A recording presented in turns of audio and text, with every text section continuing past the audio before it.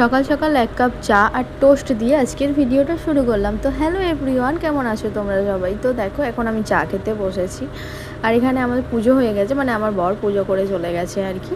তো আমি এখন চা খাচ্ছি বসে বসে। তো সকাল থেকে তো ভিডিও সেরকমভাবে শ্যুট করা হয়নি, আর তো এখন আমি রান্না করছিলাম। ফেস দেখেই বুঝতে পারছো, একটু ইগনোর করবো আমার ফেসটা, কারণ ভীষণ খারাপ, মানে গরমেতে অবস্থা জাস্ট খারাপ হয়ে আছে। ভীষণ গরম। তো যেটা দেখানোর জন্য ভিডিওটা স্টার্ট করলাম আর কি। মাগো মোবাইলটা পড়েই যাচ্ছিল। আমার বন্ধু বাড়ি গেছিলো, ওর বাড়ি হচ্ছে কেরালা।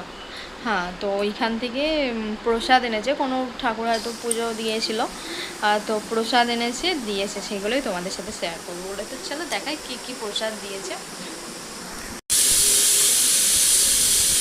এই যে দেখো দিয়েছে হচ্ছে, এগুলো হচ্ছে মিষ্টি, আমের মিষ্টি আর একটা এটা মনে মিষ্টি, আমি ঠিক বলতে পারছি না। এগুলো হচ্ছে মালপোয়া মনে হচ্ছে।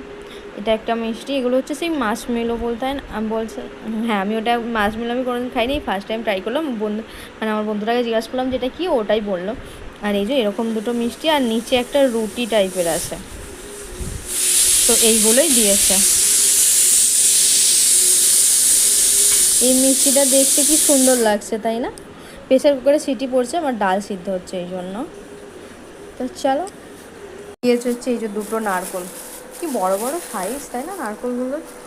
ওদের বাড়ি যেহেতু কেরালা, তো ওইদিকে প্রচুর পরিমাণে নারকোলের গাছ আছে, তো ও এনেছে দিয়েছে। তো কেমন আছো তোমরা, কমেন্ট করে জানিও। তো চল বাই।